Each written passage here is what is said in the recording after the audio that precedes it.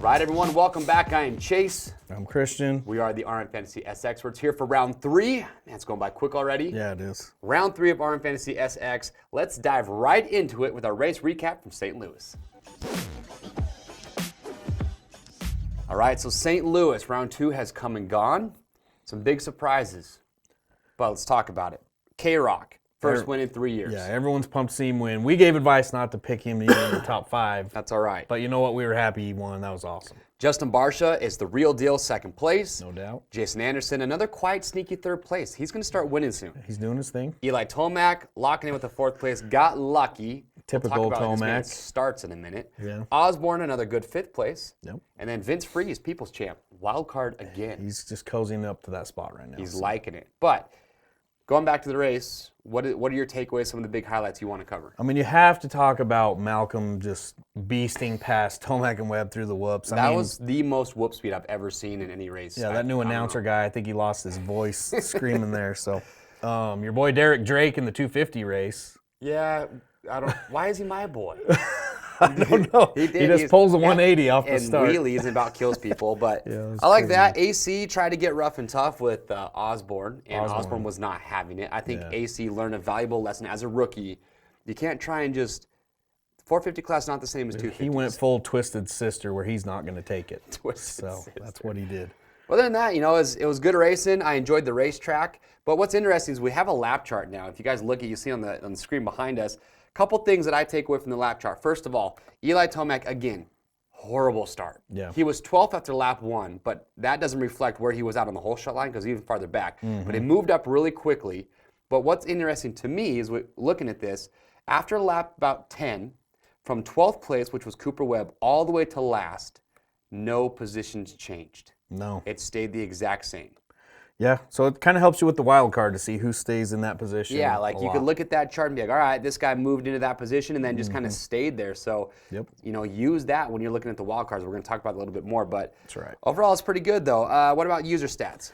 The average points were 27, so not too bad. About the same as A1.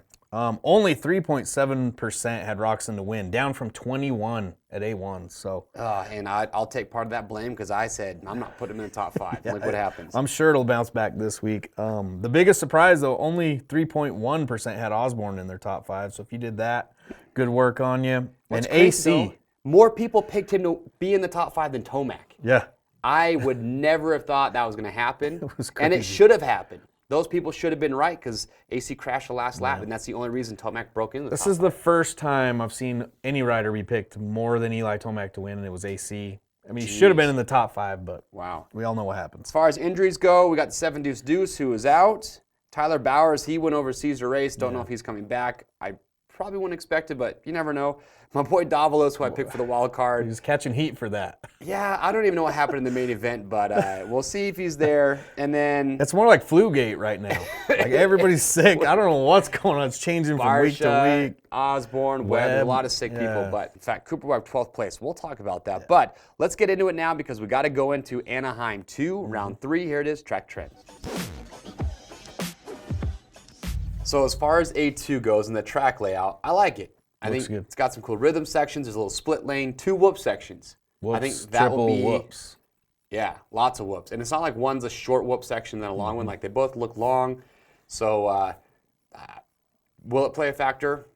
Long rhythm lanes, couple 180s. It looks good. It looks like a good track. So the question is, though, can you take the results from Anaheim 1 and use those as help to Is make it a an pick for indicator A2? Is it an for indicator? A2? Yeah. Because the dirt from Anaheim 1 to St. Louis, completely different. And we saw A1 rut up quite a bit more than what riders are used to. So is it going to be tough for them to go back to Anaheim and get their bikes dialed again? And so we're going to cover that and more. Here it is. This is our top contenders.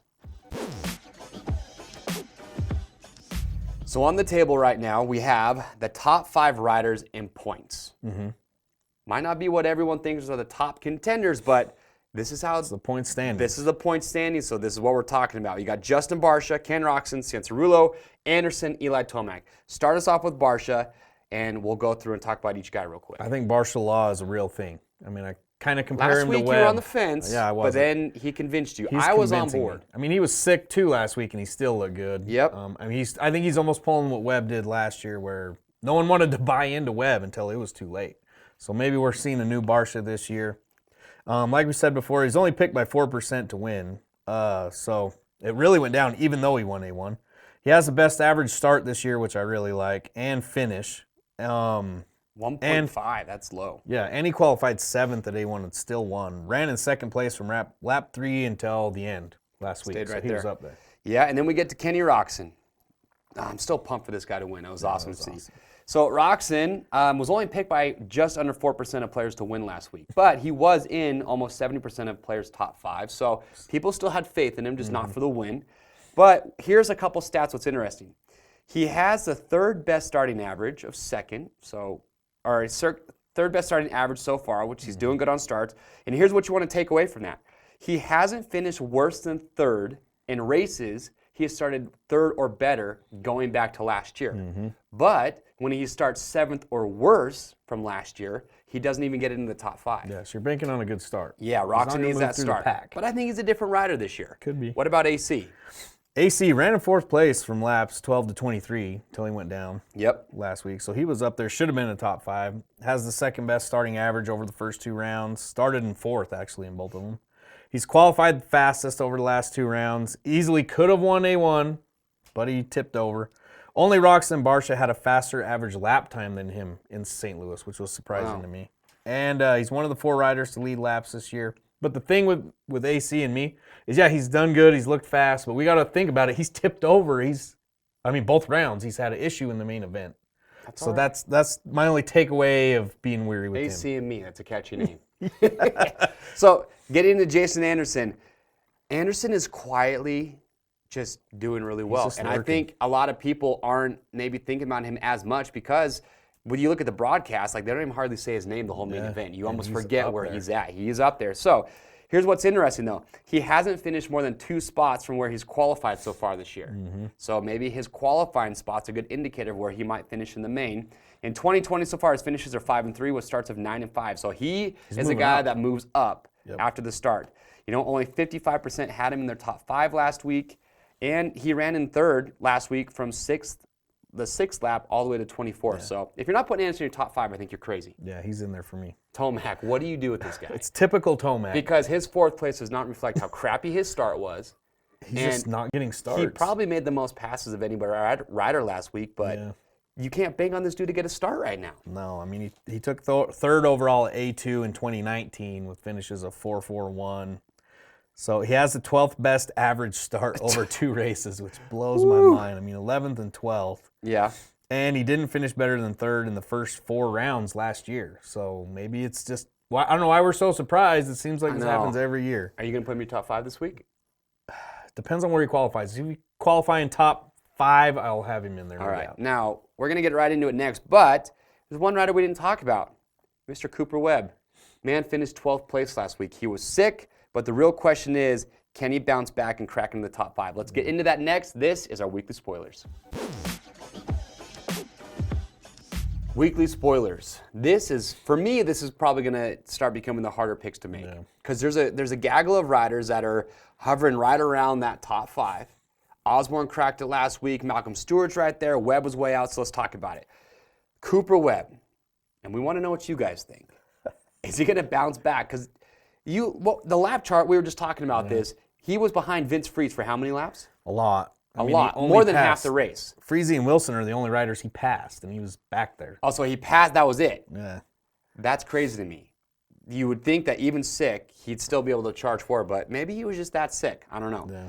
But if you look at it, though, what's crazy is his starts this year. So he got 3rd at A1, then 12th, but his starts have been 6th and 15th. Yeah, they're not looking Last year, you could almost nickname him Whole Shot Webb. Yeah. Because he had the best starting average. So blame it on the sickness, I don't know. I still have faith in the guy. You can't count him out because of, he went 3rd place at A1, and he was sick there too. So he's probably going to be in my top 5 again. His qualifying's been really bad. 15 and 14th this year. But he's never been a good qualifier. No, and he's been sick. He's been sick. So if I see him up around 10th or better qualifying, I'm going to take that as he's feeling a little better, hopefully. Okay. That's the only thing I can really go off right now, because even we heard Ricky Carmichael didn't even know he was sick. Right. Till after the race. And it's a chest infection, not like your common cold, like he's sick. So Blake Baggett goes had a strong 4th at A1. Yes. And then can he do it again? And here's the thing, though. He got 10th last week, but He was riding good. He just starts are not Blake's thing right now. Yeah. And him and Hill were battling. Him and Hill were battling. And what I've heard from some sources that Baggett, those guys are really working on first lap intensity, trying to get passes done quick and having more, what's the word? Not desperation, but more urgency to get to the front quicker. So he is finishing on average 7.5 spots ahead of where he qualifies. So yeah, he's never been a good qualifier. So lead us into the Osborne identity. I think anyone's scared to try to pass this dude right now. He's gonna go straight kung fu on you. Get these names. I don't know. All I know is he is good at not letting guys get around him. Yeah, I like but it. He looked strong last week. He finished 5th. Probably should have finished 4th, but no. So he's in 5th. He was behind AC. Tomac got around him. I don't know because they didn't show it on TV, but I think what happened is AC crashed. I think that probably slowed up Osborne, which allowed Tomac to get by. Yeah, maybe. But you know what? Honestly, I would look at his qualifying. But on average, he finishes 2 to 3 spots from where he qualifies. Yeah, he stays pretty close. But Osborne's, he's solid, man. He's a good rider. I'd see him. His starts have been good. Well, last week they were. There's a lot of white bikes up front last week. Yep. Okay, Malcolm Stewart. Malcolm Stewart, what can you say other than the guy's just got speed? And the whoops. In the whoops, and all over, really. I mean, he finished exactly where he qualified last week as 6th.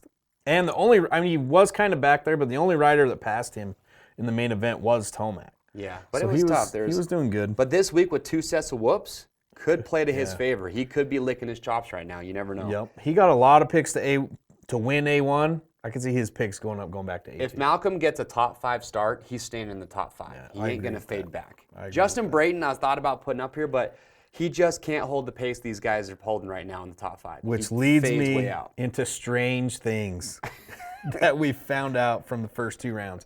Everyone's saying how unpredictable it is. There's so many riders, you don't know what's going on. Well, there's some things that are becoming predictable, like Justin Brayton finishing 8th place.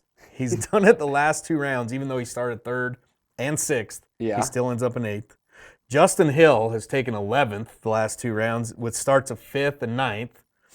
And Dean Wilson's taken 13th with starts of 21st and 8th.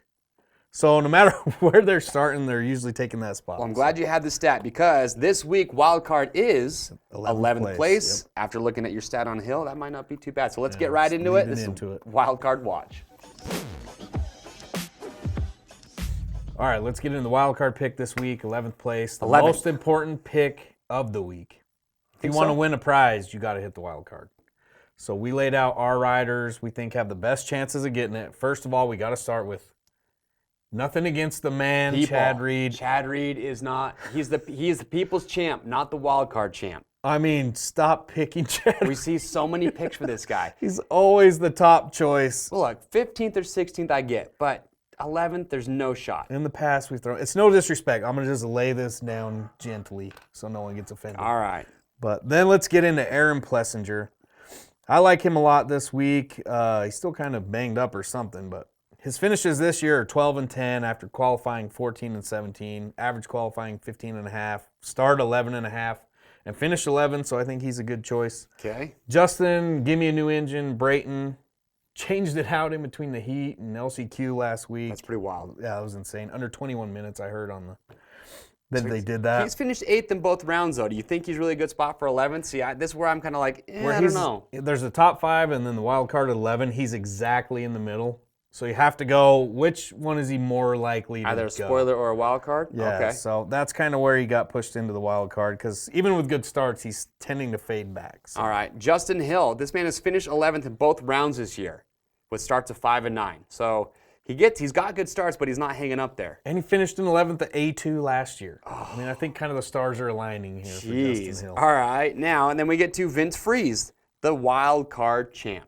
Doesn't matter where you put the wild card so far. Yeah, what was week 1's wild card? 10. 10. Then he hit 14. Then he gets 14. So maybe he'll meet in the middle. Right now, Freeze is my guy. I want to see a 3-peat. Well within his range. All right. Dean Wilson actually might not be a bad pick for this as well. We were talking about him. Mm-hmm. He's finished 13th in both rounds so far this year, but he's getting healthier. He's getting better, so wouldn't be surprised to see him steadily just move up and start cracking the top 10. I noticed your boy Martine's not a... Oh, there he is. Okay, let's talk about your boy Martine. Carrie Bowling was calling me out because I put him in my wild card, and she picked him, and what do you know? He DNFs after he almost dies in qualifying again. So I really don't know what's going on with that guy. Oh, I hope he's okay. But there it is. That is the wild card watch. Take what we have talked about. Pick one of these riders. Who do you have this week for the wild card? But now Let's get him on the phone. We have Austin Hoover, who is actually the global marketing manager for Fox Racing. He was an amateur rider for Fox. He knows all the riders very well. Yep. So we're going to get him on the phone and see what his thoughts are on Anaheim 2.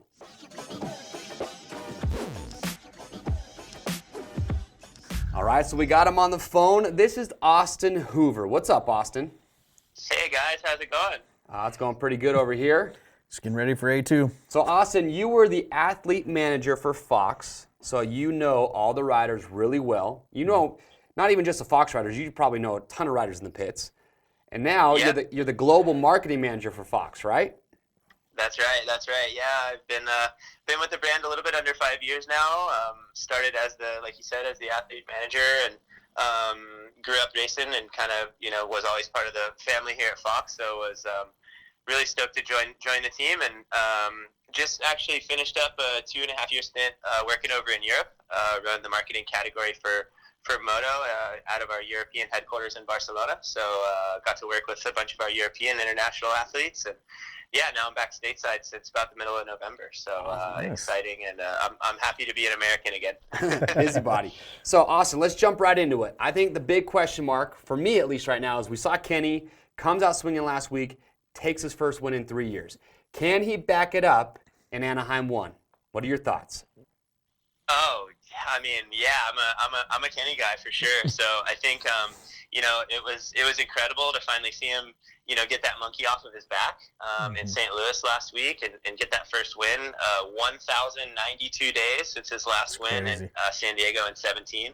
I think no one would be surprised to see Ken go on a little tear here and click off a couple wins in a row. I'd be stoked to see that. And I think his story is so special. I think the industry itself would be really, really happy to see that happen. So I have no doubt. See the number 94 up on top of the box at A2 would not be a surprise for me. Do you think bike setup is going to be tough for him? Just because we saw at Anaheim 1, he talked about his setup suspension being way too stiff. Obviously got that sorted out for St. Louis, but does he go back to Anaheim 2 now, kind of like a question mark, because he never did have a good setting for Anaheim? So do you think that's in play right now? I think it's for sure in play. I thought it was funny, him saying that his bike felt like a BMX bike at Anaheim 1. But I mean, they clearly got that sorted out, and I think his bike looked as one of the best in St. Louis. So I would expect them to for sure learn from what they experienced at Anaheim 1 and apply a combination of what they went to St. Louis with, and then you kind of considering what is needed for Anaheim. It's been pretty chilly here at night in Southern California, and I think that was maybe something that could have affected his setup as well at Anaheim 1. So I'd expect them to be a lot more prepared and have his bike in a much better place for Anaheim 2. Well, we were there at Anaheim 1, and yes, it was chilly in the stadium. Nothing compared to last year, though. Yeah, last year the rain sucked, so it was definitely a lot better than last year. Well, so let's talk about your top 5, though. I mean, going in, Christian, we were talking about it. Obviously, you're the Fox athlete guy, but you've got 2 guys right now you got AC and Roxon. Yep. Who do you think's going to win next between those two? Give us your top 5 for Anaheim 2. Ooh, top 5 for Anaheim 2. This is man. Don't judge me on this if any of my athletes are listening. But all right. I think I look for Kenny to repeat at A2. I think he's in a really good place mentally, and like I said, getting that monkey off of his back in St. Louis, I think he can really go out and just kind of be himself now, and make winning a little bit more regular. Okay. So I look for him to repeat. I'll put 94 first position. I think for second, I think we're going to see Tomac improve this week. I'm going to put Eli second. AC would round out the podium for me in third, and then I'm going to go Anderson fourth, Barsha fifth. I think Barsha is going to kind of Barsha's looking great, and I think that the work that the Yamaha guys did on the bike in the off season is really showing. But I think the other guys are going to start to rise to the top just a little bit more this weekend and Anaheim, and so that would knock Barsha down to fifth. Still good, but not quite as it's been the last couple weeks. Yeah. Well, it's so hard because Barsha's fifth, but he's behind. Look who he's behind when you put him there. It's not like fifth is a bad ride. No. Not at all. Not at all. But you think Tomac can figure out starts this weekend? He hasn't started in the top 10 yet. Yeah, I think he gets it figured out. I've heard. He's obviously been working on it. He knows that that's something he's identified that has been a weak point. It's always kind of been a weak point for Eli, unfortunately. Yeah. But I think that just speaks a lot for the riding that he is able to put together, even with a bad start. So yeah, let's see. That's the best part about racing. We don't know until Saturday night, right? True. Through the pack, that's for sure. All right, Austin. Well, hey, you've heard it from Austin Hoover again, the Global Marketing Manager. That's just a legitimate sounding title official. right there. That sounds very official. But Austin, thanks for calling in. It's cool to get your insight, talking to the riders. Hopefully, I hope Kenny repeats because the dude's got the speed. He just got to stay out there and stay consistent. So I just disagree a little bit with the Tomac thing.